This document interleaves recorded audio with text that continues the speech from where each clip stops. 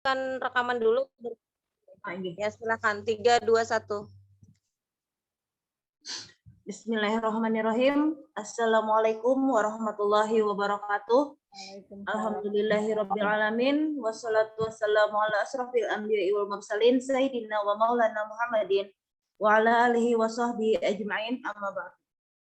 Baiklah, rekan-rekan mahasiswa yang ulun hormati, kami dari kelompok 11 akan membawakan makalah yang berjudul Pengaruh Implementasi TKM terhadap mutu yang diajukan untuk memenuhi tugas mata kuliah manajemen mutu terpadu dalam sistem pendidikan dengan dosen pengampu Bapak Profesor Dr. Andes Ahmad Syuriansyah MPD PhD. Baiklah, sebelum kita mulai diskusi pada hari ini, ada baiknya kita berdoa menurut agama dan kepercayaan masing-masing. Berdoa mulai.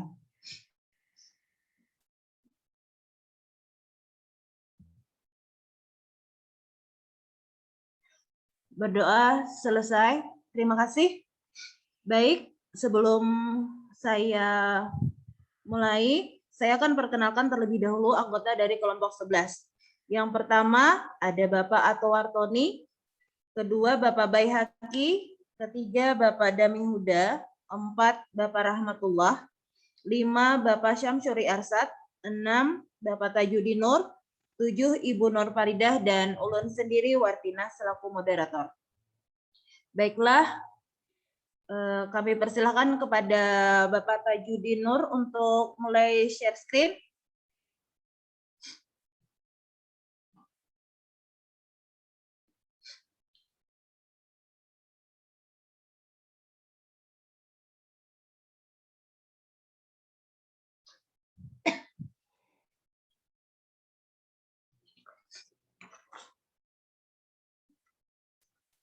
Pak Tajudin Nur.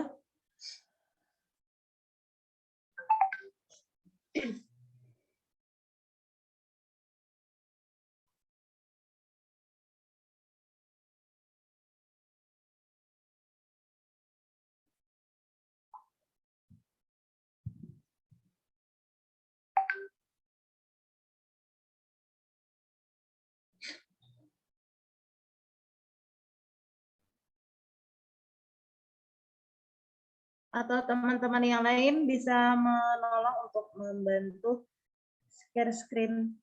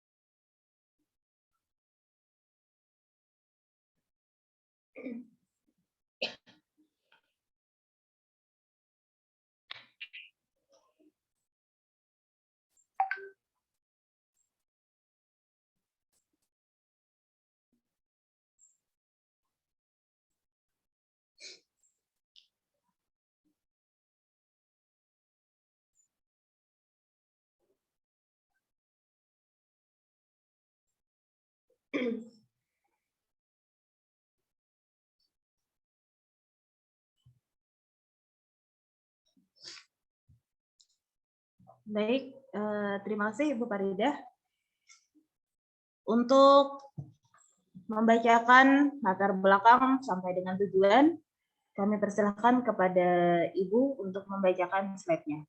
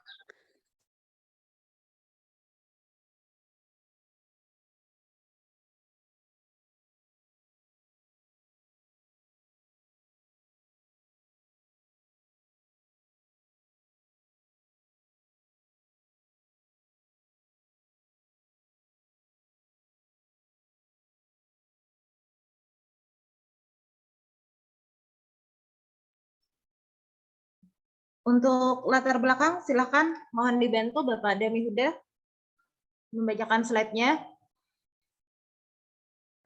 Saya, Bu. Izin, silakan Pak. Assalamualaikum warahmatullahi wabarakatuh. Alhamdulillah kita diberikan kesehatan sehingga bisa melaksanakan tugas kuliah. Yang kami banggakan Bapak Profesor Dr. Suryansa selaku dosen pembimbing, kawan-kawan mahasiswa S2 yang berbahagia. Bab 1 pendahuluan, latar belakang perkembangan zaman yang ditandai dengan perkembangan ilmu pengetahuan dan teknologi semakin menuntut peningkatan kualitas pendidikan dalam berbagai aspek.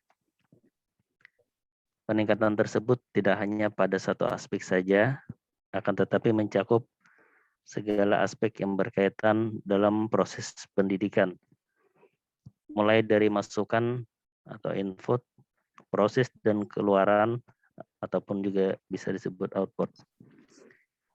Menurut Fatah, manajemen mempunyai peran atau membantu menjelaskan perilaku organisasi yang berkaitan dengan motivasi, produktivitas, dan kepuasan satisfaction dalam bukunya Fatah tahun 2013.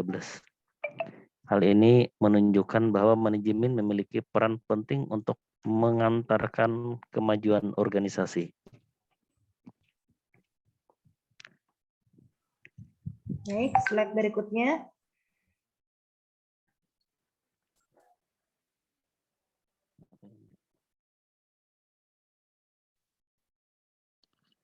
Ibu Nur Faridah. Ya. Assalamualaikum warahmatullahi wabarakatuh. Terima kasih kepada Ibu Moderator. Baik, saya akan membacakan materi selanjutnya tentang rumusan masalah. Yang pertama, bagaimana TKM dan tantangan pendidikan di Indonesia. Yang kedua, bagaimana implementasi TKM dalam pendidikan. Yang ketiga, apa saja strategi pelaksanaan TKM. Yang keempat, apa penyebab kegagalan dalam implementasi TKM.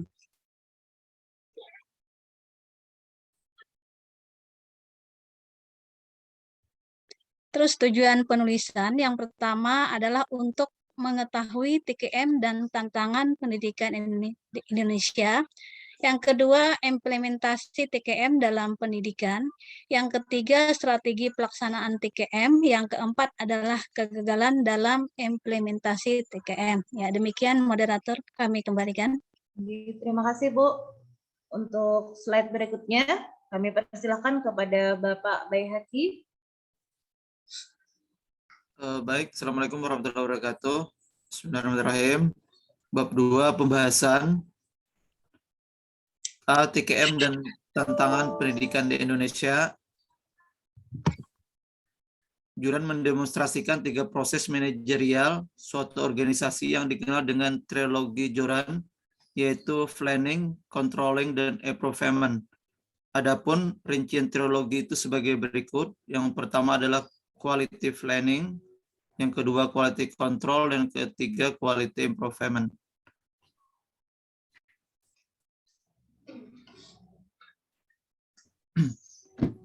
B. Implementasi TKM dalam pendidikan. Ada beberapa hal pokok yang perlu diperhatikan dalam penerapan TKM di dunia pendidikan, yaitu yang pertama, bagaimana perbaikan secara terus-menerus atau continuous improvement. Yang kedua, menentukan standar mutu atau quality assurance. Yang ketiga, perubahan kultur, change of culture. Yang keempat, perubahan organisasi, upside down organization. Yang kelima, mempertahankan hubungan dengan pelanggan, keeping close to the customer. Demikian, saya kembalikan ke moderator. Terima kasih. Terima kasih Bapak Baihaqi. Untuk slide berikutnya, kami persilahkan kepada Bapak Dami Huda.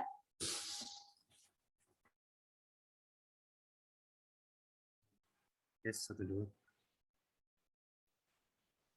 Ya. Yes, C. Strategi pelaksanaan TKM. Secara teoretik, penerapan konsep total quality management dalam dunia pendidikan, khususnya lembaga pendidikan ini, dapat diimplementasikan dengan beberapa fase teoretik sebagaimana klasifikasi yang Gotts dan Davis kemukakan, yaitu fase persiapan, fase perencanaan, dan fase pelaksanaan. Ini pada Ciptono dan Diana tahun 2003. Adapun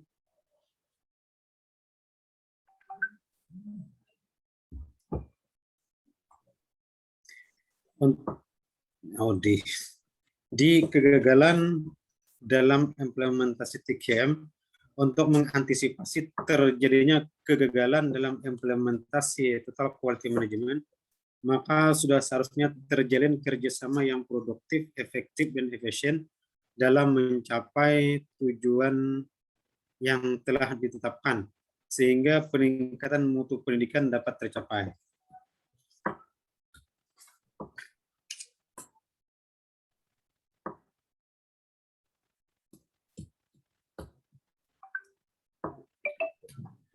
Baik, terima kasih Bapak Dami Huda. Untuk slide terakhir, kami persilahkan kepada Bapak Tajuddin. Oke, terima kasih. Bismillahirrahmanirrahim. Untuk penutup, implementasi Total Quality Management atau TKM di lembaga pendidikan, yaitu perbaikan secara terus-menerus atau continuous improvement, menentukan standar mutu, quality assurance, perubahan kultur, change of culture, perubahan organisasi, upside down organization, dan mempertahankan hubungan dengan pelanggan atau keeping close to the customer. Untuk menunjang implementasi TKM, maka perlu strategi pelaksanaan, yaitu fase persiapan, fase perencanaan, dan fase pelaksanaan. Keberhasilan atau kegagalan implementasi TKM sangat bergantung pada komitmen dan kerjasama semua elemen lembaga pendidikan, mulai dari manajemen puncak sampai di level staff. Terima kasih, moderator. Iya, terima kasih Bapak. Demikian tampilan pembacaan slide PPT dari makalah kelompok kami. Untuk sesi berikutnya, yaitu adalah sesi tanya jawab. Untuk sesi pertama, kami persilahkan untuk 3 penanya. Di kolom chat sudah ada 3 yang masuk. Yang pertama ada Ibu Solekah. Iya, kami persilakan dulu kepada Ibu Solekah. Ibu, itu ada paling atas itu Pak Randy ya Bu ya, sebelum saya. Bu. Oh, Bapak Pak Randy, Randy, nanti ulang melangkahi Ibu. tunggu dulu Pak Ahlon. Nah, iya, oke. Berarti yang pertama ada Bapak Randy. Silakan Pak Randy. Terima kasih banyak Ibu, sangat menarik pembahasan TKM ini ya, karena menyangkut mutu pendidikan atau kalau kita persempit mutu sekolah mungkin ya. Tadi ada dijelaskan TKM ini tidak selamanya berhasil gitu ya. Tadi ada poin TKM ini bisa mengalami kegagalan apabila mungkin dalam penerapannya ini kurang kerjasama kah atau kurang produktif kah, kurang efektif dan efisien. Jadi mungkin pertanyaan saya supaya kita dapat pengalaman apa contoh kegagalan TKM mungkin dalam hal apa di sekolah yang bisa membuat kegagalan sehingga kita bisa belajar dari kegagalan tersebut dan dapat menemukan solusinya. Mungkin satu saja cukup ya Ibu, contoh kegagalannya seperti apa dan bagaimana kita mencari solusinya. Terima kasih banyak Ibu. Tinggi, terima kasih Bapak Randy untuk pertanyaannya. Selanjutnya ada pertanyaan dari Bapak Hepni. Silahkan Pak Hepni. Hepni Albuni, Balangan. Baik, terima kasih. Assalamualaikum warahmatullahi wabarakatuh. Terima kasih kepada moderator yang telah memberi waktu dan kesempatan kepada saya. Menarik sekali melihat pemaparan makalah dari kelompok Bapak dan Ibu. Saya tertarik dengan sebuah pernyataan tadi bahwa menurut secara teoritik kan penerapan TKM itu memuat 3 aspek. Ada aspek persiapan, kemudian perencanaan, dan juga pelaksanaan. Namun juga melihat teori ini, saya sedikit tergelitik dengan mengapa ahli tidak membuat evaluasi sebagai tahap akhir dalam penerapan TKM. Karena kita tahu kan bahwa evaluasi kan sebagai salah satu alat ukur keberhasilan sebuah kebijakan maupun kegiatan. Nah, pertanyaan saya adalah seberapa pentingkah peran evaluasi itu dalam penerapan TKM dan bagaimana tanggapan kelompok Bapak dan Ibu mengenai pernyataan bahwa menurut teoretik ini kan tidak ada bagian evaluasi. Nah, kira-kira apakah Bapak dan Ibu setuju dengan pendapat ini jika melihat dengan pertanyaan pertama tadi tentang pentingnya evaluasi itu sendiri? Oke, mudah-mudahan bisa dipahami Bu pertanyaannya. Oke, insya Allah. Terima kasih Bapak Hepni Albuni atas pertanyaannya. Selanjutnya baru ke Ibu Solekah. Silahkan Bu. Ya, terima kasih banyak Ibu Moderator, Ibu Wartina. Salam kangen dari saya Gambut Siti untuk kalian semua. Ada beberapa pertimbangan yang dijadikan landasan penerapan TQM di lembaga pendidikan. Para pendidik harus bertanggung jawab terhadap tugas mereka secara proaktif. Mereka harus mengembangkan proses pemecahan masalah yang masuk akal dan dapat mengidentifikasi serta menuju pada penyebab utamanya. Nah, ya Bu.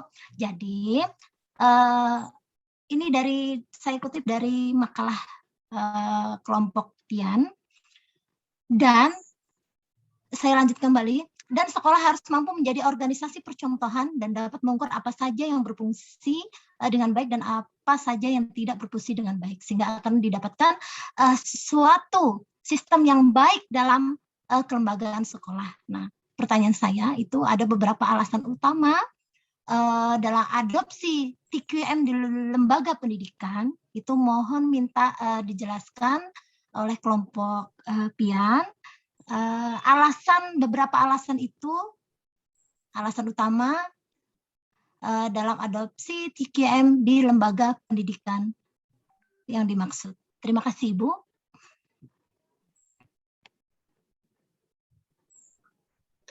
Inggih, terima kasih Ibu Solekah. Jadi sudah untuk sesi pertama ini sudah ada 3 penanya, yaitu ada dari Bapak Randi, kemudian Bapak Hepni Albuni, dan Ibu Solekah.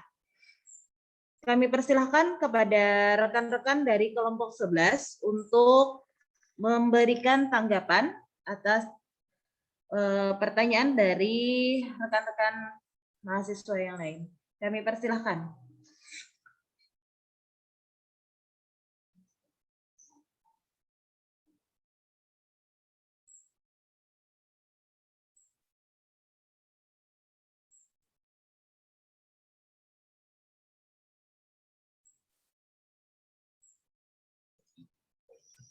Cek 1 2. Tes moderator izin. Oh, nggih silakan Bapak Tajudin. Nggih mau mulai akan dulu. Ulun ingin menanggapi pertanyaan dari Pak Randi tadi. Jadi tadi sudah kami paparkan di makalah ya. Jadi pertanyaan Pak Randi tadi, apakah ada kegagalan TKM ya? Contohnya maksudnya. Apa contoh daripada kegagalan TKM? Nggih, Pak. Nggih. Sebelum kita mencari contohnya, kita ketahui dulu penyebab kegagalannya itu apa. Jadi di makalah kami tadi sudah disebutkan bahwa TKM itu bisa gagal karena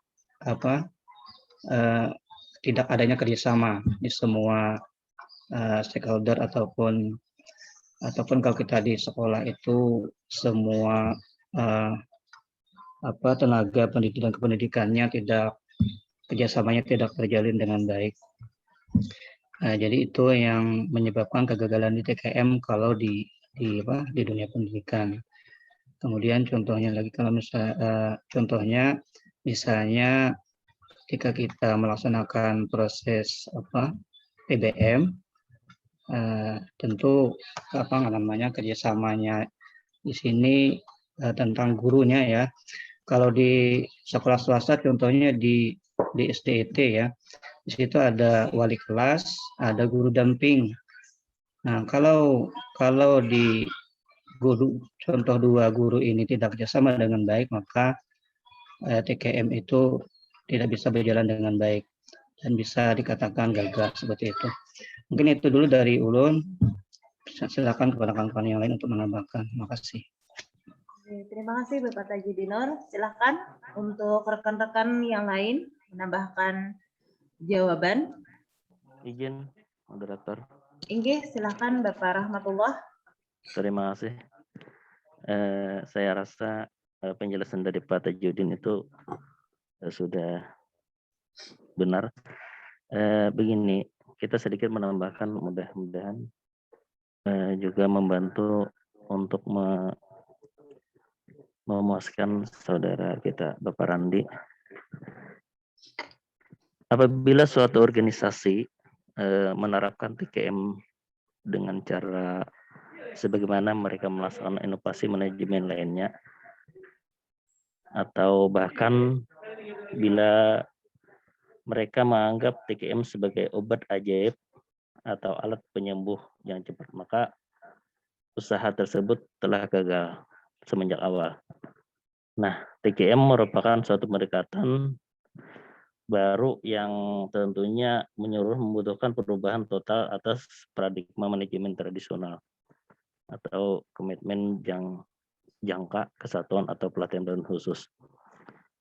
Selain dikarenakan usaha pelaksanaan yang setengah hati dan harapan-harapan yang tidak realistis, ada pula beberapa kesalahan yang secara umum dilakukan pada saat organisasi memulai inisiatif perbaikan kualitas. Beberapa kesalahan itu rasanya lumayan banyak kan diantaranya. Diantaranya misalnya kan delegasi dan kepemimpinan yang tidak baik dari manajemen senior. Dengan demikian inisiatif ataupun upaya perbaikan kualitas secara berkesinambungan sepatutnya dimulai dari pihak manajemen, di mana mereka harus terlibat secara langsung dalam pelaksanaannya. Bila tanggung jawab tersebut didelegasikan kepada pihak lain, misalnya kepada pakar yang digaji, maka peluang terjadinya kegagalan sangat besar.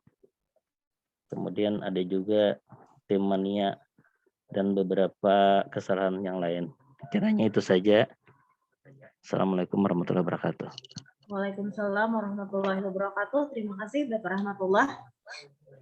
Ya, mohon izin moderator menambahkan. Moderator menambahkan. Ini dipersilakan kepada Ibu Nur Faridah terlebih dahulu, baru Bapak Bayhaqi.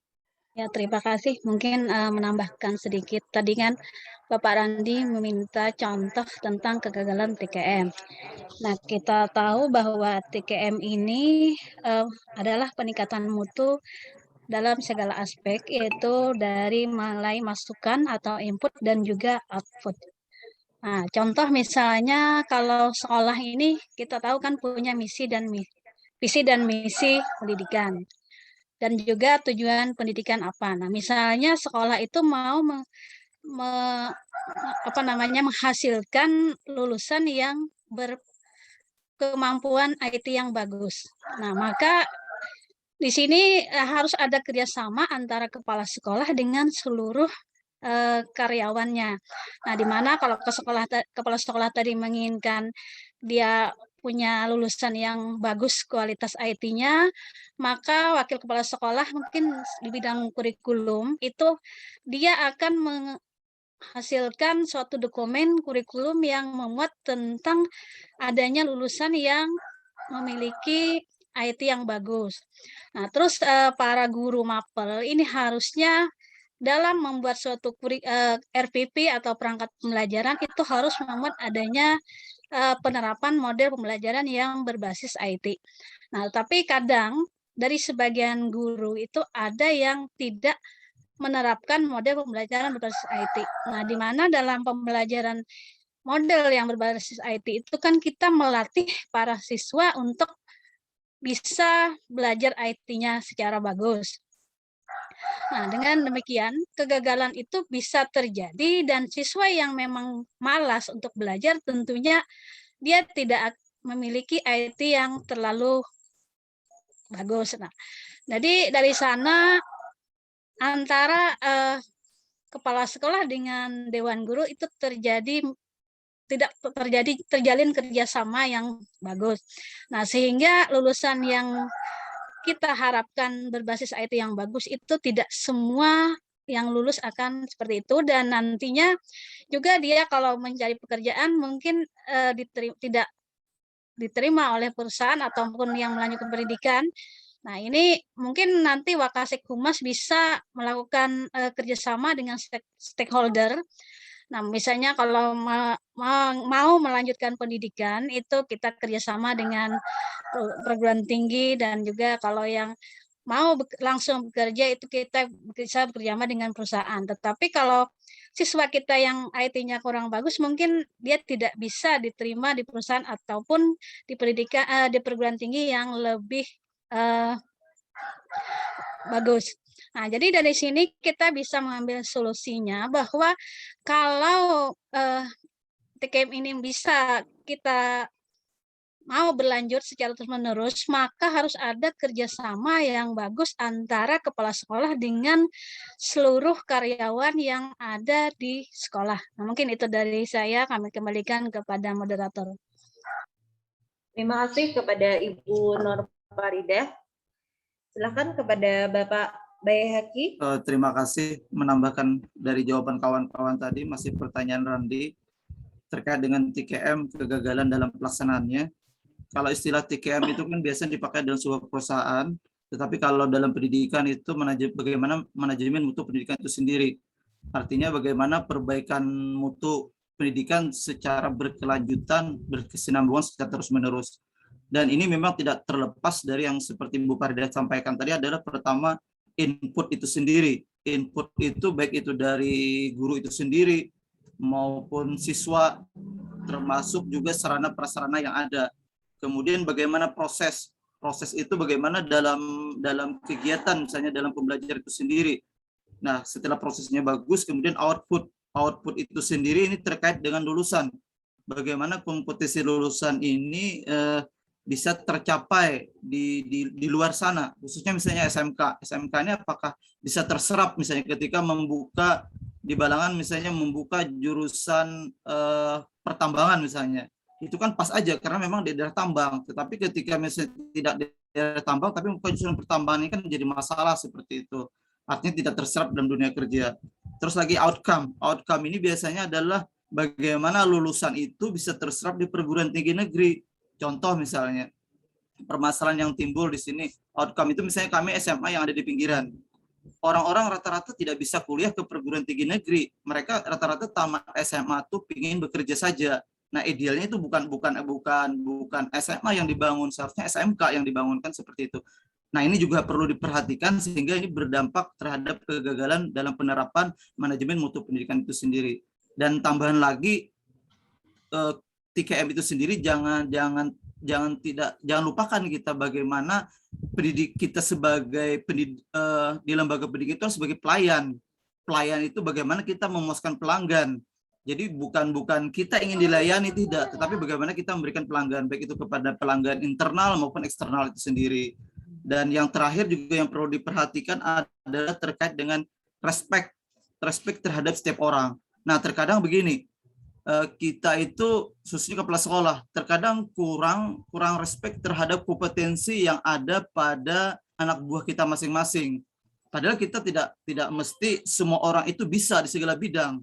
Nah, seharusnya kepala sekolah itu bisa memberdayakan, ini terkait dengan kerjasama tadi, bagaimana memberdayakan setiap orang dengan kekuatan-kekuatan yang mereka miliki, sehingga bisa menjalankan TKM itu sendiri atau manajemen untuk pendidikan itu sendiri. Nah, mungkin itu tambahan dari Ulun. Terima kasih. Assalamualaikum warahmatullahi wabarakatuh. Waalaikumsalam warahmatullahi wabarakatuh. Terima kasih rekan-rekan. Bagaimana Bapak Randi atas tanggapan dari pertanyaan Tian? Baik, terima kasih banyak Ibu, Bapak semuanya udah membantu menjelaskan. Saya pikir sudah cukup ya, jadi kita setidaknya sudah tahu kendala-kendala apa yang kita bisa antisipasi mungkinnya ke depannya, karena kita udah tahu ini ada kemungkinan kegagalan dalam penerapan TKM-nya. Terima kasih sekali lagi Bapak Ibu, sudah sangat jelas. Terima kasih kembali Bapak Randi. Baik, untuk pertanyaan yang berikutnya, silakan rekan-rekan dari kelompok 11 untuk memberikan tanggapan.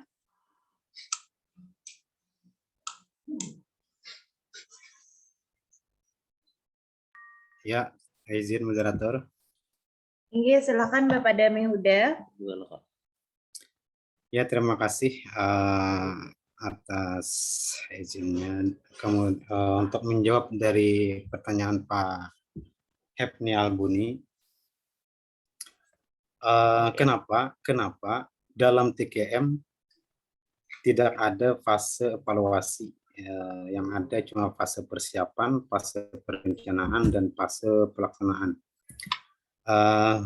Kalau kita kembali kepada judul, itu tentang strategi pelaksanaan total quality management. Dilihat dari awal saja, pada fase persiapan itu sudah luar biasa, komitmen penuh dari semua anggota, baik kalau kita dalam perusahaan, dari manajemen tingkat atas sampai tingkat bawah, dan semua sumber daya yang dibutuhkan itu komitmen full terhadap pelaksanaan TKM. Kan TKM ini kita adopsi dari perusahaan ke dinasnya, ke madrasah kita atau ke sekolah kita. Jadi di sana sudah ada evaluasi. Jadi setiap pelaksanaan sudah ada evaluasi. Jadi tidak ada lagi fase evaluasi itu. Pada fase persiapan saja kita lihat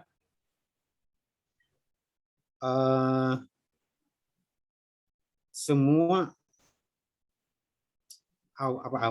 semua orang yang masuk, semua stakeholder yang masuk di pelaksanaan TKM itu komitmen penuh sudah untuk melaksanakan kegiatan tersebut.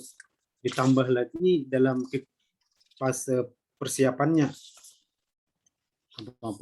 perencanaannya. Dalam perencanaan itu ada namanya siklus PDCA ya. Plan, do, check, adjust. Jadi steering committee itu merencanakan implementasi TKM dan itu berjalan terus-menerus. Karena saat aktivitas pembelajaran berlangsung, informasi-informasi yang akan dikembalikan untuk melakukan perbaikan-perbaikan dan penyesuaian-penyesuaian. Kemudian dalam hal ini juga steering committee bertanggung jawab untuk memilih proyek atau program kegiatan awal dari TKM itu. didasarkan pada apa namanya, berpijak pada kekuatan, kelemahan, kemudian juga visi dan misi, dan kemungkinan keberhasilan dalam pelaksanaan TKM itu pada proyek, baik itu madrasah, baik itu sekolah. Kemudian dalam pelaksanaannya pun kalau kita lihat umpan balik, baik itu dari pimpinan, baik itu dari karyawan, semuanya itu tetap berjalan pada siklus plan, do, check, dan action. Karena model dari proses TKM itu kan dari perencanaan, dari pelaksanaan, kemudian dari check and recheck, dan action daripada kegiatan TKM tersebut. Amin. Nah, kemudian kalau kita melihat daripada implementasi TKM ini luar biasa sekali kan, apa namanya, keuntungan yang didapatkan. Pertama itu cost reduction atau adanya penghematan biaya dari kegiatan. Kemudian di sana ada kepuasan pelanggan. Kemudian mengurangi daripada cacat. Bahkan di sana ada peningkatan terhadap moral karyawan untuk pelaksanaan tersebut. Dan ini membuat perusahaan kuat dalam menghadapi kompetisi. Kemudian progres yang selalu ditinjau, jadi sudah masuk di sana. Oleh karena itu mungkin dipandang tidak perlu lagi ada fase evaluasi. Itu sementara dari saya, mungkin nanti ada teman yang menambahkan. Terima kasih. Terima kasih Bapak Dami Huda. Bagaimana rekan-rekan dari kelompok 11, apakah ada yang ingin menambahkan?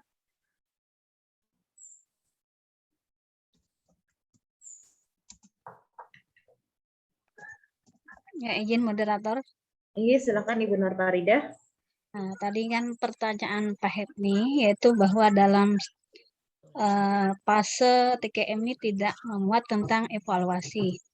Nah, jadi dalam fase ini ada fase persiapan, nah di mana ada 10 langkah dalam fase persiapan. Yang pertama, membentuk total quality steering committee, membentuk tim, pelatihan TKM, menyusun pernyataan visi dan prinsip sebagai pedoman, menyusun tujuan, komunikasi dan publikasi, identifikasi kekuatan dan kelemahan, identifikasi pendukung dan nah dari 10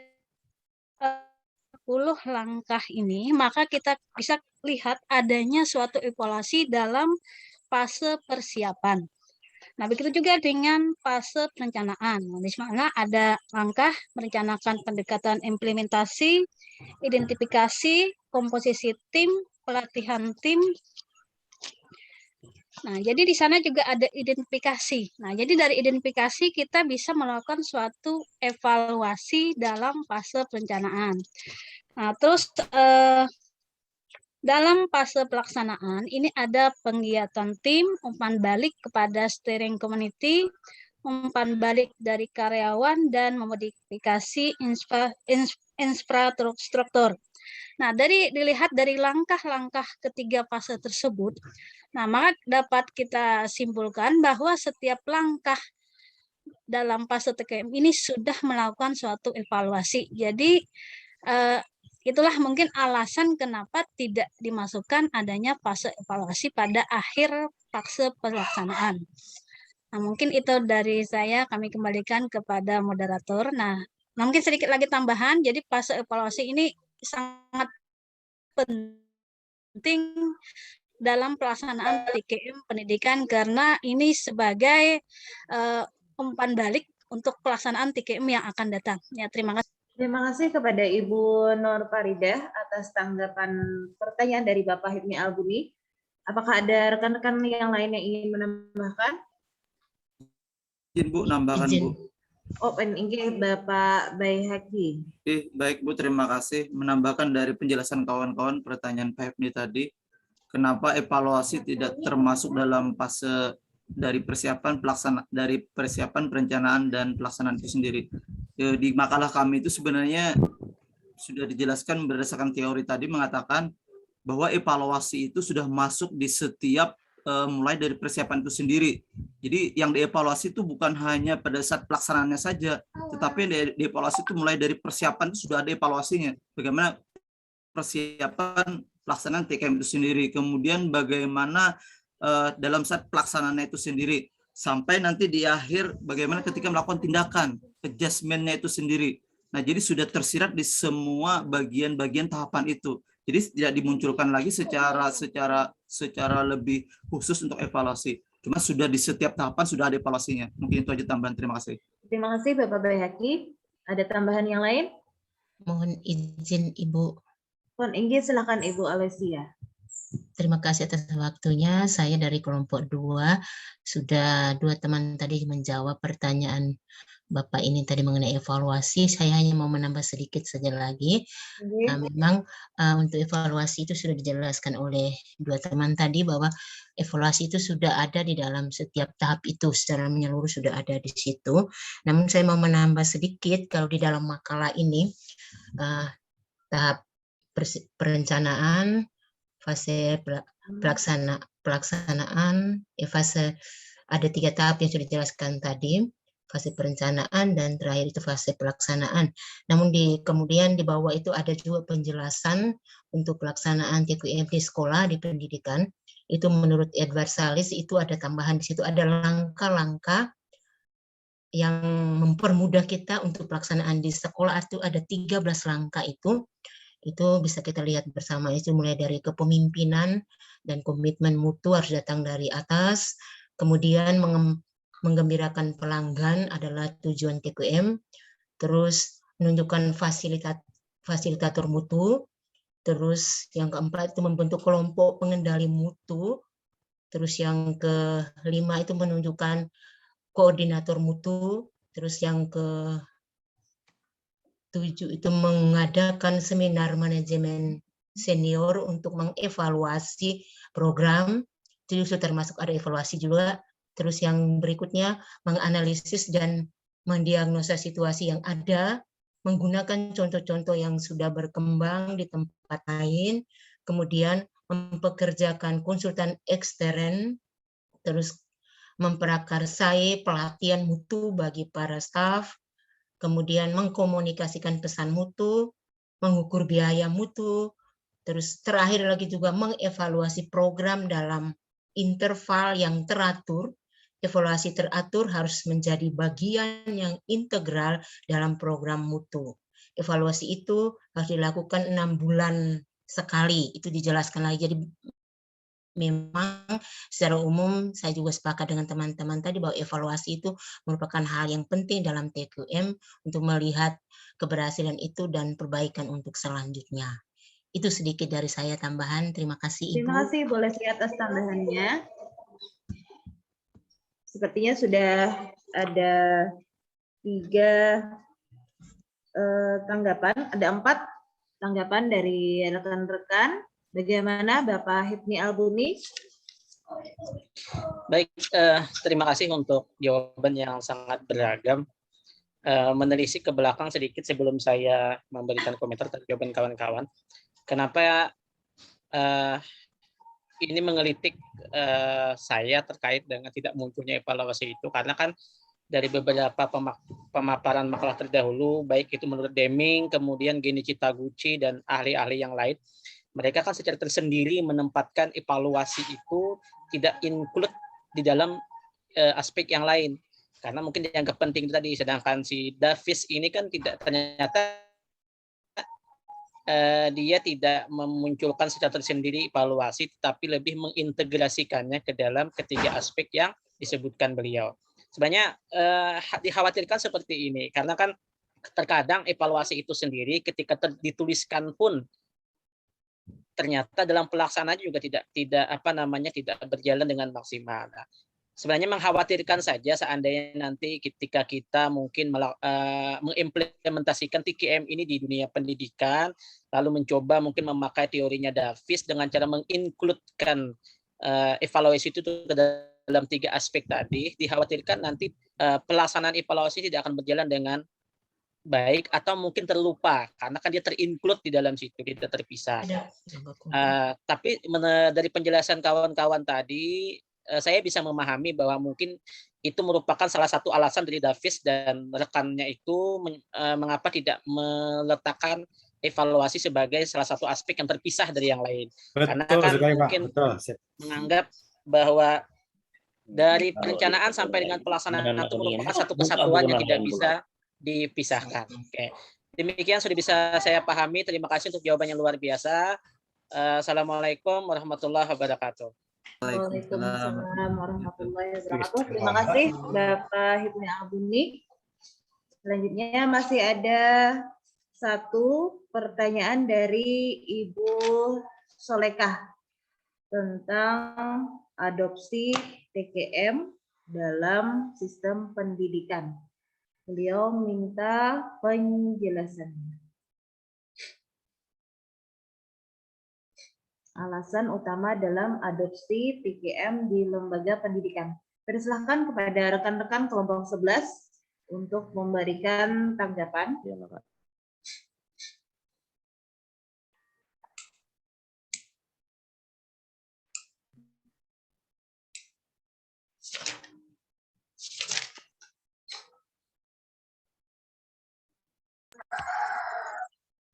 Izin moderator. Iya, silakan Ibu Nur Faridah. Nah, tadi pertanyaan Ibu Solekah, apa alasan adopsi TKM di lembaga pendidikan? Nah, di mana ada beberapa pertimbangan yang dijadikan landasan penerapan TKM di lembaga pendidikan. Yang pertama, para pendidik harus bertanggung jawab terhadap tugas mereka secara proaktif. Artinya komitmen dari para guru itu harus semuanya sama dan selalu aktif dalam kegiatan. Nah, terus juga mereka harus mengembangkan proses pemecahan masalah yang masuk akal dan dapat mengidentifikasi serta menuju pada penyebab utamanya. Nah, jadi kalau misalnya dalam proses pembelajaran, kenapa siswa itu tidak mendapat hasil yang bagus? Nah, itu kita bisa mengidentifikasi masalah tersebut. Nah, dari identifikasi masalah, kita bisa melakukan suatu perencanaan. Nah, bagaimana ke depannya supaya pembelajaran itu lebih berhasil. Nah, misalnya dengan model pembelajaran yang lebih bervariasi, terus metodenya juga bervariasi. Dan yang ketiga adalah organisasi sekolah harus menjadi model organisasi belajar semua organisasi. Nah, jadi sekolah kita itu bisa menjadi suatu model. Yang keempat, melalui integrasi TKM di lembaga pendidikan, masyarakat dapat menemukan mengapa sistem pendidikan yang ada pada saat ini tidak berjalan dengan baik. Nah, mungkin itu dari saya, mungkin dari teman-teman bisa menambahkan, kami kembalikan kepada moderator.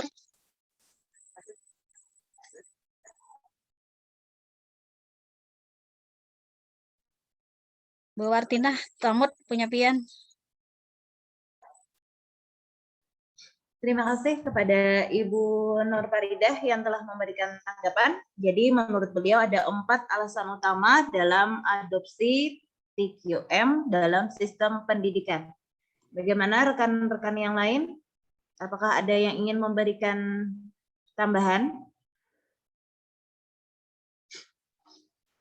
Izin menambahkan, Bu. Iya, silakan Bapak Bayhaqi. Terima kasih. Kenapa TQM ini diadopsi ke dalam dunia pendidikan? Ini bicara mutu. Artinya bagaimana bicara mutu kalau di perusahaan itu kan, kalau bicara mutu terkait dengan harga, kualitas, kemudian lagi bagaimana pelayanan yang tepat.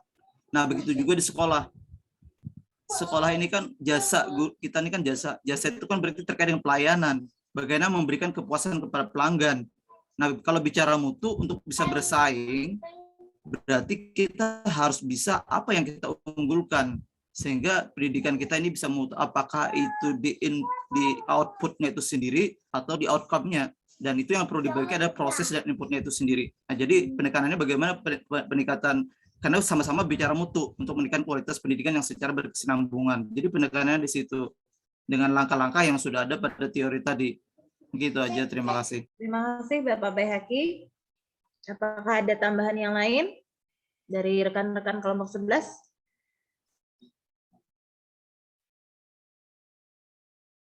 Sepertinya sudah. Pas saja Bu Yana. Oh, pas saja, Inggih. Bagaimana Ibu Solekah? Ini Ibu, terima kasih. Saya menyimak sekali dan alhamdulillah bisa saya pahami artinya berdasarkan alasan ya yang disampaikan Ibu Nur Farida. Ada 4 ya, ada 4 alasan ya Bu ya. Berdasarkan alasan tersebut, dijelaskan bahwa penerapan TKM itu dalam dunia pendidikan merupakan memerlukan adanya pengelolaan yang baik dan profesional ya Bu ya. Terima kasih sudah bisa saya pahami. Terima kasih Bu. Baik, untuk sesi pertama sudah kita lalui. Baik, sesuai dengan di kolom chat masih ada pertanyaan, ada penanya. Akan saya buka untuk sesi yang kedua. Untuk 3 penanya lagi. Yang pertama setelah Ibu Solekah ada Bapak Suratman. Kepada Bapak Suratman, saya persilahkan. Oke, terima kasih Bu. Suara saya terdengar nggak Bu? Pun kedengaran Pak. Oke. Terima kasih Bu. Assalamualaikum warahmatullahi wabarakatuh. Waalaikumsalam warahmatullahi wabarakatuh. Ya. Terima kasih atas waktunya yang diberikan kepada saya. Sedikit yang ingin saya tanyakan sebenarnya. Kalau melihat paparan TKM itu memang larinya atau tujuan akhirnya adalah ke mutu pendidikan. Dan TKM kan sudah dijelaskan oleh Bapak Bahriyadi tadi bahwasanya TKM itu sebenarnya lahirnya dari perusahaan.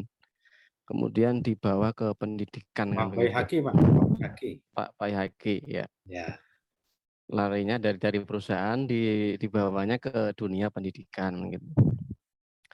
Melihat kenyataan yang ada saat ini, dulu kalau mungkin Bapak sudah tahu, Bapak-bapak ini sudah tahulah semuanya. Kalau perusahaan itu sudah menerapkan standar mutu, yang dipakai umumnya adalah ISO kan begitu. ISO 9001 dan sebagainya.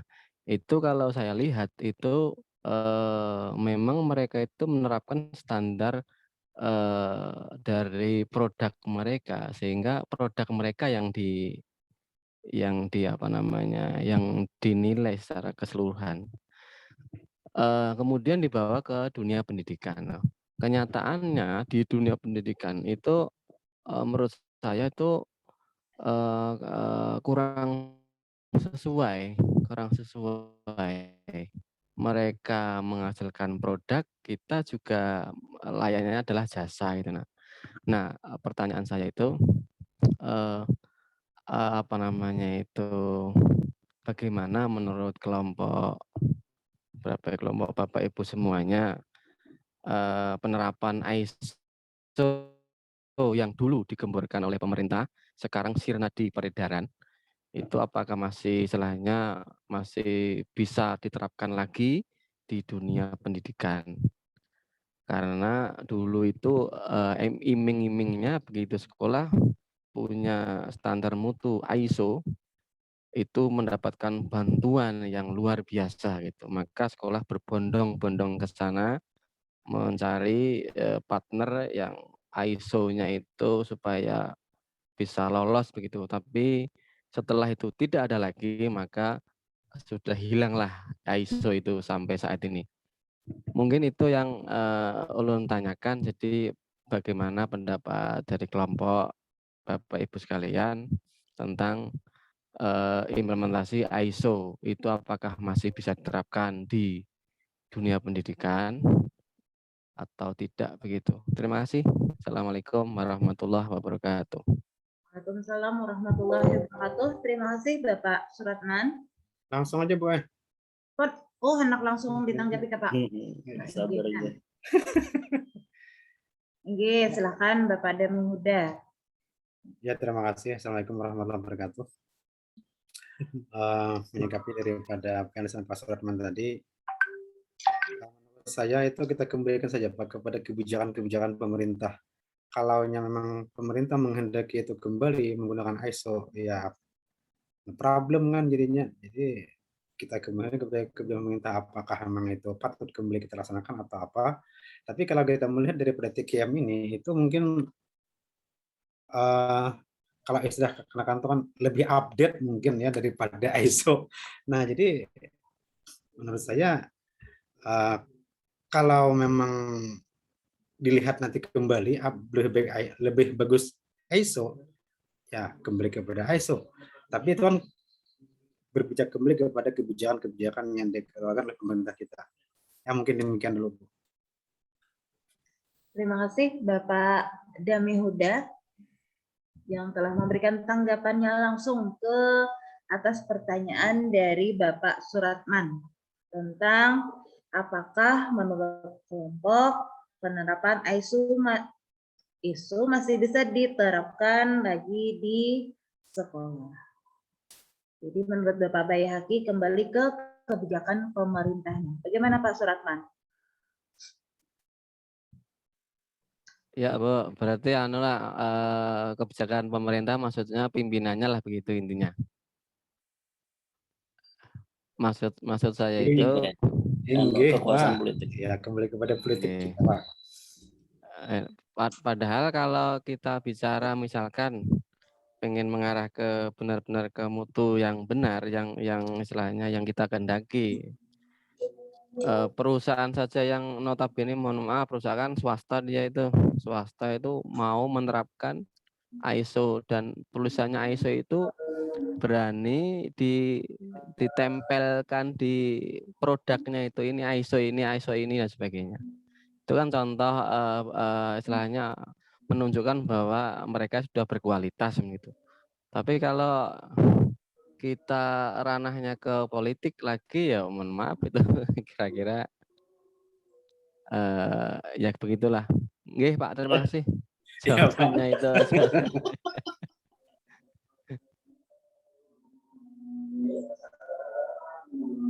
Oke. Terus? Sudah, Bu. Itu aja, Bu. Nggih. Mungkin yang lain kalau mau bertanya itu. Oke, terima kasih Bapak Suratman.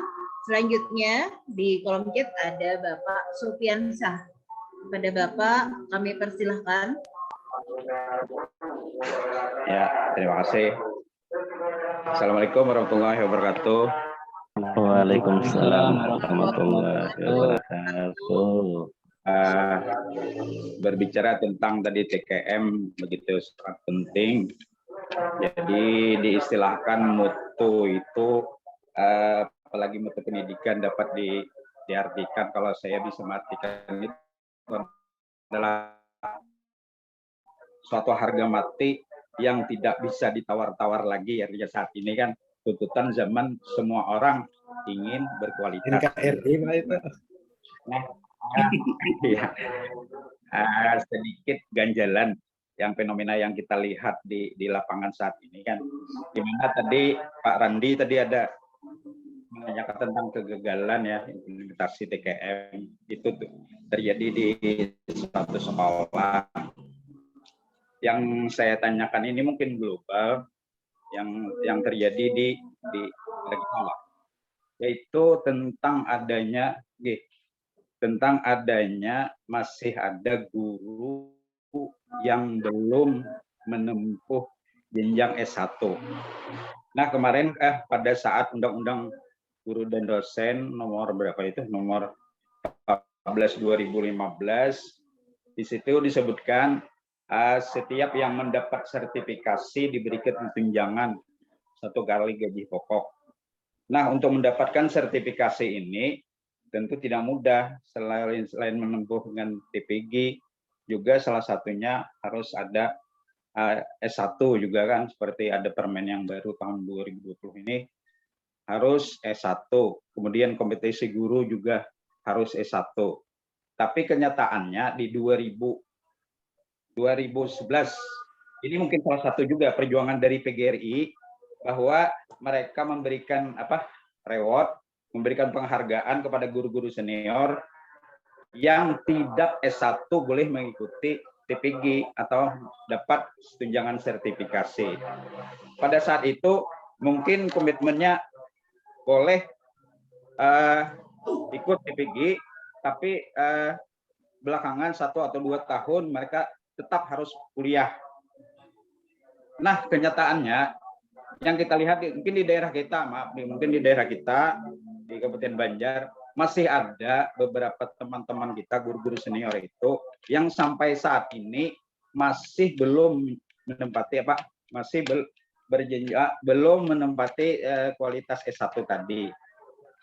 Nah, walaupun sudah bermacam-macam diberi harus surat pernyataan dari dinas, tapi mereka tetap ogah tidak mau ke S1. Memang mungkin beberapa tahun lagi mereka akan pensiun, mungkin alasan seperti itu.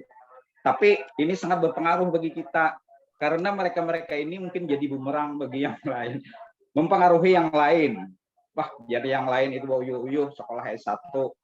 Itu Bang, yang ada S1 aja sudah 2011 sampai sekarang dapat aja sertifikasi. Malah dari KPG, ada SPG, mungkin ada dari KPG gitu. Nah, di 2 pun tidak ada. Apalagi S1. Nah, pertanyaan saya, kira-kira melihat fenomena seperti ini, seandainya Bapak Ibu ini banyak yang ahli di sini, Pak Bahriyadi dari Dinas Kabupaten Banjar, dari Balangan, kemudian Pak yang lain-lainnya senior kita, seandainya sampean menjadi pejabat lah, pengambil kebijakan di kabupaten atau di daerah, apa yang strategi atau kebijakan apa yang dapat pian-pian ambil untuk menyikapi fenomena ini? Itu aja Bu, terima kasih, mohon maaf. Waalaikumsalam warahmatullahi wabarakatuh.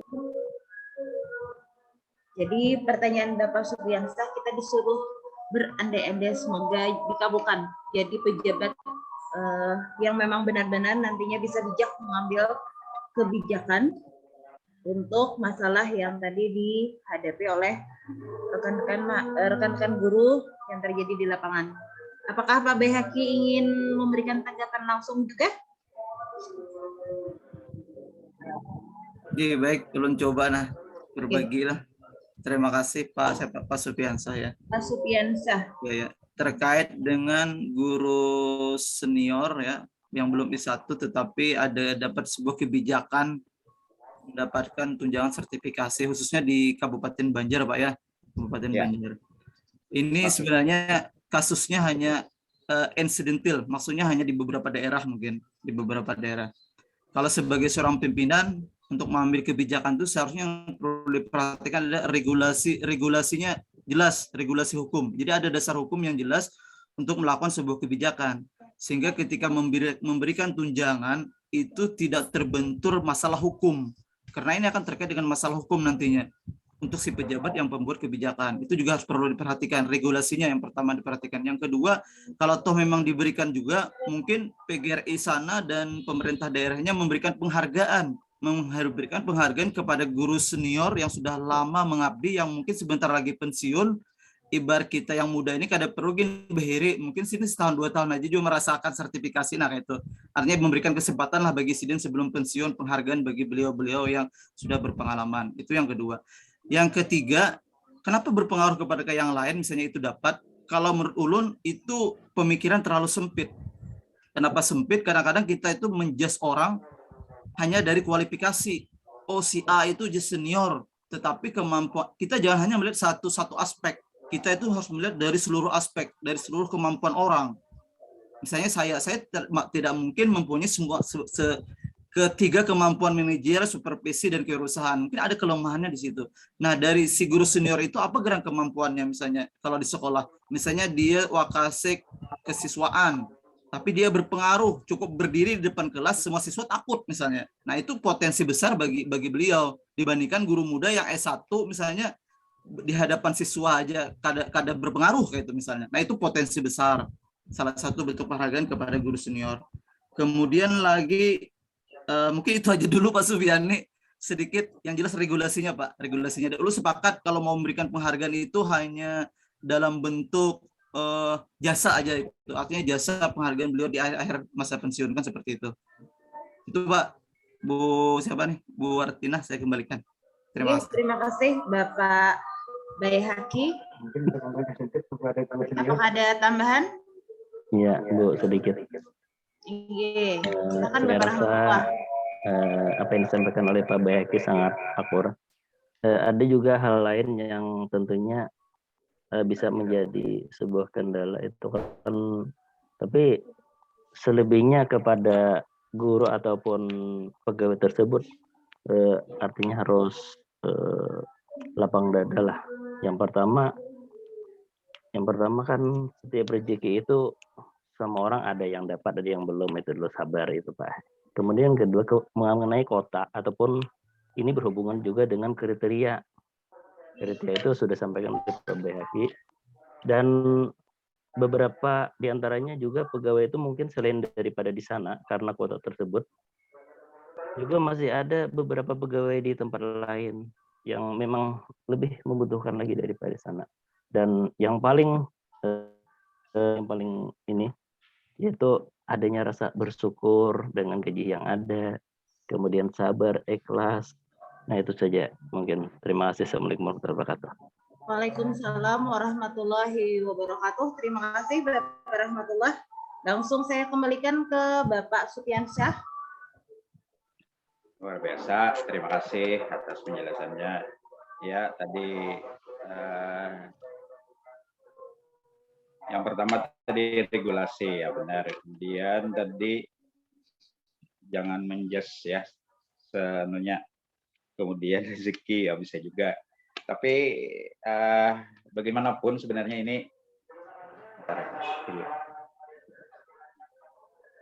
Halo. Oh, ninggih Pak. Ya. Bagaimanapun sebenarnya ini itu suatu hal yang menurut kita mempengaruhi bagi TKM yang lain. TKM yang lain karena ini sudah senior orangnya, kadang-kadang orangnya terceplos-ceplos ke sana ke sini, mempengaruhi sekali itu bagi guru-guru yang muda-muda, sehingga kualitas pendidikan itu sulit lah untuk mencapai yang bermutu. Kita kalikan saja istilahnya kan, kalau ya yang tamat SD istilahnya, walaupun tamat SD itu juara 1 dibanding dengan tamat SMP tapi peringkat terakhir, ya bagus peringkat terakhir di SMP kan kualitasnya masih. Nah mungkin seperti itu. Jadi memang sebenarnya sulit itu kan. Memang tidak banyak, tapi imbasnya lumayan juga mempengaruhi, itu salah satu terhadap TKM. Karena TKM ini dilaksanakan secara terus-menerus. Nah, mungkin tadi ada kaitannya dengan implementasi, mungkin ini perlu tadi kerjasama dari stakeholder semuanya, dari dinas, kemudian ke pengawasan, bagaimana memberikan solusi kepada guru-guru tersebut tadi, supaya tetap walaupun memang tidak S1 tetapi berusaha dengan media-media apa misalnya, atau pelatihan-pelatihan apa, rajin mengikuti sehingga mutu pendidikan tetap selalu meningkat ini. Kira-kira terima kasih atas jawaban. Mungkin nanti kalau ada Pak Profesor bisa menambahkan tentang hal ini fenomena yang terjadi di daerah kita masih dari 2011 sampai sekarang ini. Orang-orang itu tetap belum S1 kita lihat kan. Dan ada beberapa memang ada tiap kecamatan ada gitu. Dan menurut kita sangat mempengaruhi tadi. Terima kasih atas penjelasan dari rekan-rekan kelompok. Sekali lagi terima kasih Bu. Oke, sama-sama Bapak Supiansyah. Lanjut ke penanya yang ketiga untuk sesi 2 ada Bapak Hepni Rusadi. Di kolom chat atau Bapak Hepni Rusadi. Pak Hepni?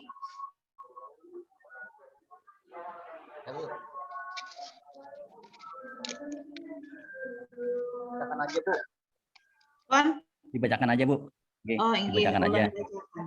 Iya. Atau langsung Pak, mumpung Pian sudah tampil. Nah, dibacakan aja, Bu. Tolong dibacakan aja, Bu. Oh, iya, terima Nggih. kasih. Nggih, sama aja. Oke, jadi pertanyaan dari Bapak Hipni Rusadi, apakah ada indikator-indikator dalam menentukan quality improvement yang baik dalam dunia pendidikan? Kalau ada, tolong diuraikan. Demikian pertanyaan dari Bapak Hipni Rusadi. Saya persilahkan kepada rekan-rekan kelompok 11 untuk memberikan tanggapan.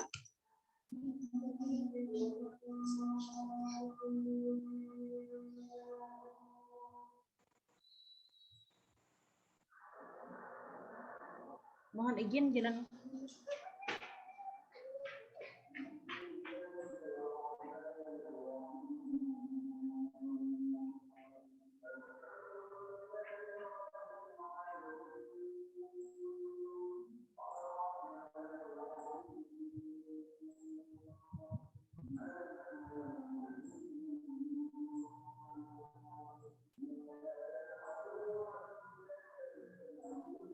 Ya, bagaimana? Adakah lagi yang ingin ditambahkan, kawan-kawan?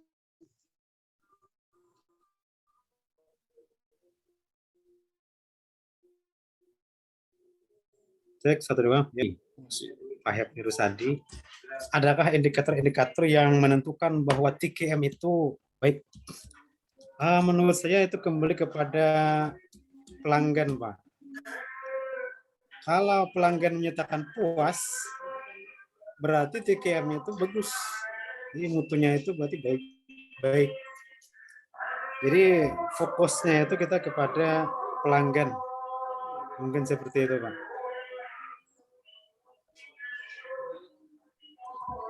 Ya, bagaimana? Apakah ada tambahan dari anggota kelompok yang lain?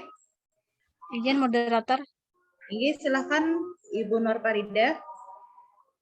Tadi pertanyaan Pak Hipni, apakah ada indikator dalam quality atau indikator untuk menentukan mutu? Yang pertama adalah sesuai standar.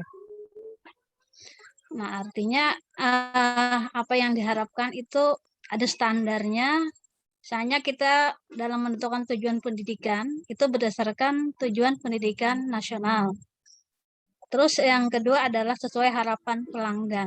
Nah, jadi kalau mutu pendidikan bagus, harapan pelanggan itu pasti memuaskan. Nah, mungkin itu saja tambahan dari kami. Kami kembalikan kepada moderator. Terima kasih kepada Ibu Nur Farida. Rekan-rekan kelompok 11 yang lain, apakah ada tanggapan yang lain? Warahmatullah. Atau dari Bapak Baihaqi? Sudah cukup? Baik, akan saya kembalikan kepada Bapak Hipni Rusadi. Bagaimana, Pak?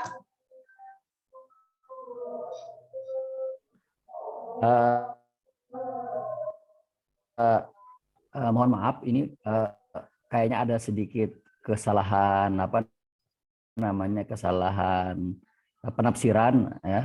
Maksud kami di sini bukan bukan TKM ya, Bu, tapi quality improvement, Bu. Karena ini salah satu dari tiga di dalam PP tadi.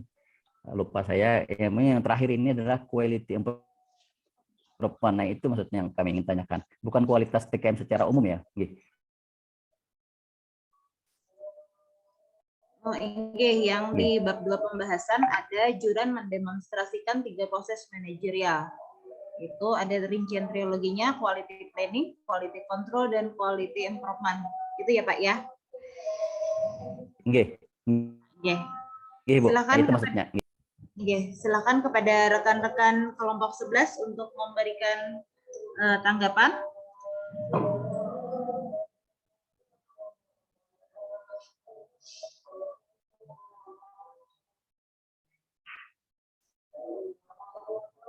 Baik, pertanyaan Pak Hipni tadi terkait dengan quality improvement ini adalah bagaimana ketika mutu itu sudah bagus dipertahankan dan bagaimana mutu yang sudah bagus itu selalu berkelanjutan, begitu Pak ya, terkait Kurang lebihnya seperti itu tadi.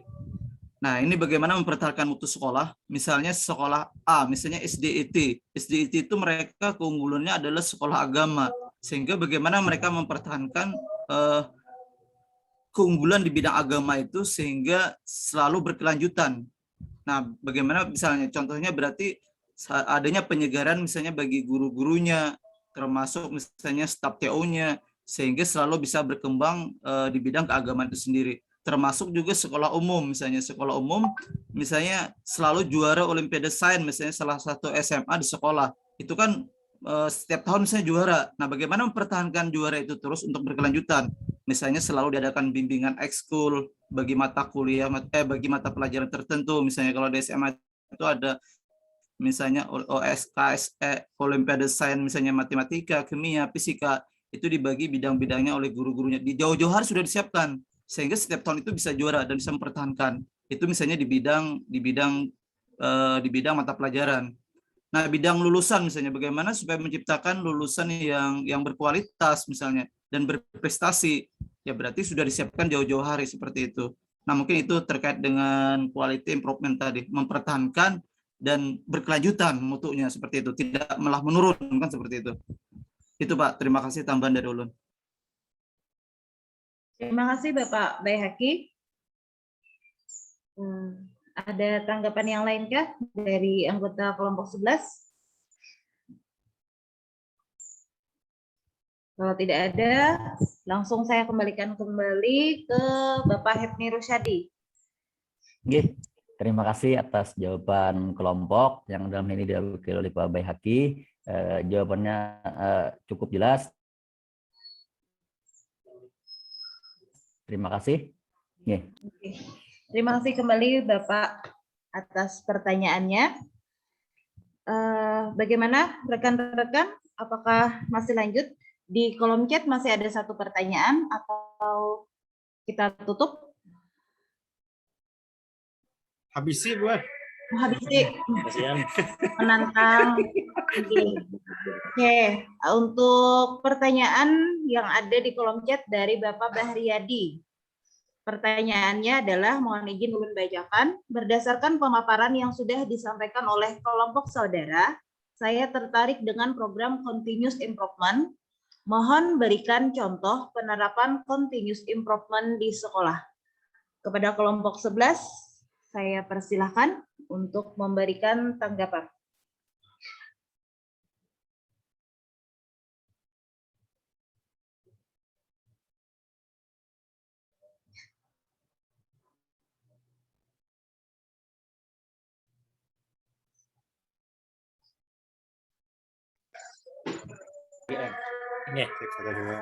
Ya, terima kasih.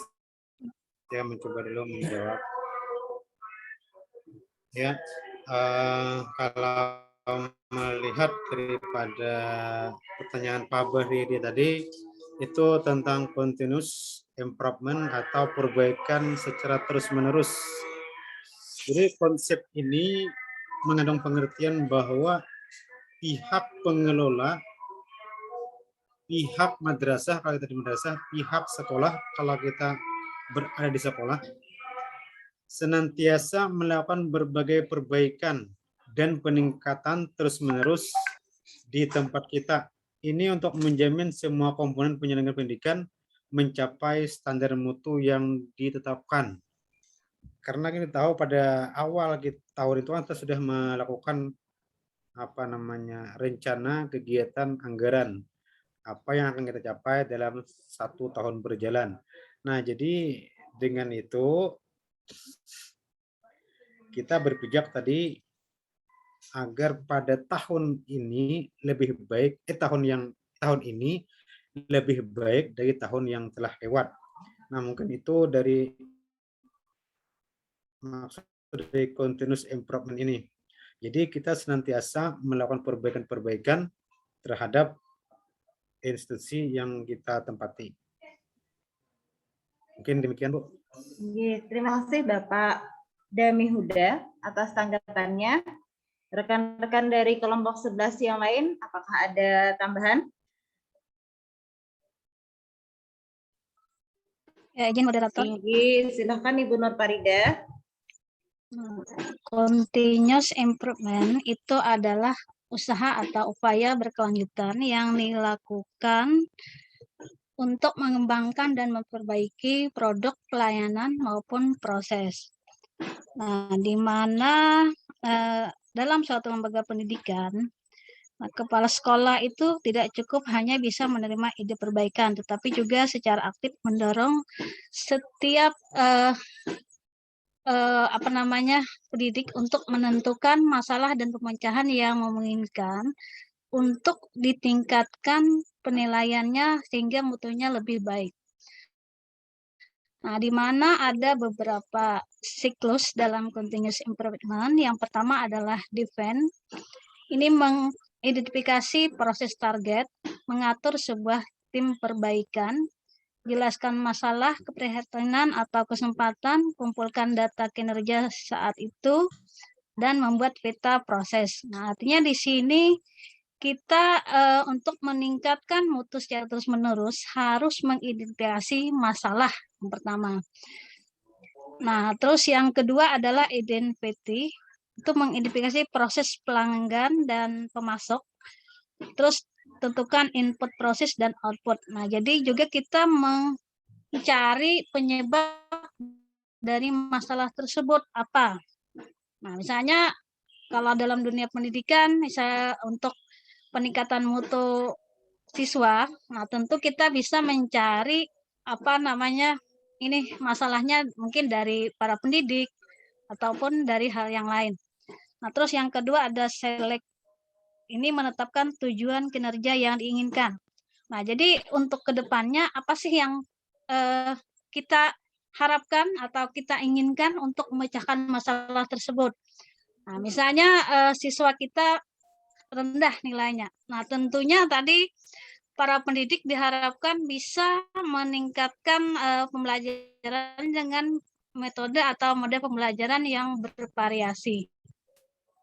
Terus yang keempat adalah implementasi, mengembangkan rencana tindakan, mengembangkan matrik kinerja proses dan dokumen solusi uji perubahan. Ya tadi yang saya sampaikan.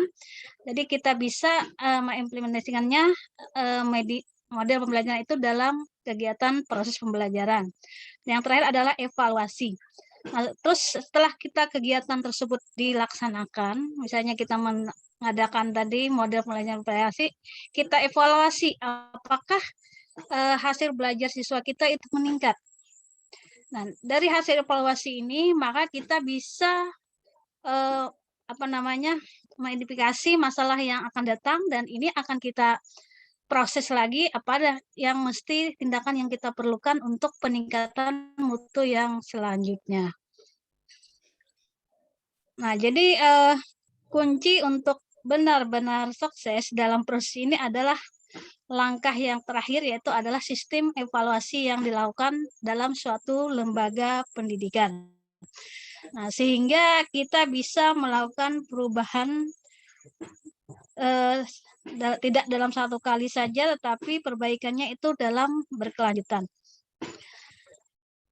Nah, jadi dalam hal ini artinya harus ada kerjasama antara kepala sekolah dengan para pendidik sehingga proses TKM atau continuous improvement ini bisa berjalan. Nah, demikian dari kami kembalikan kepada moderator. Terima kasih kepada Ibu Nur Faridah.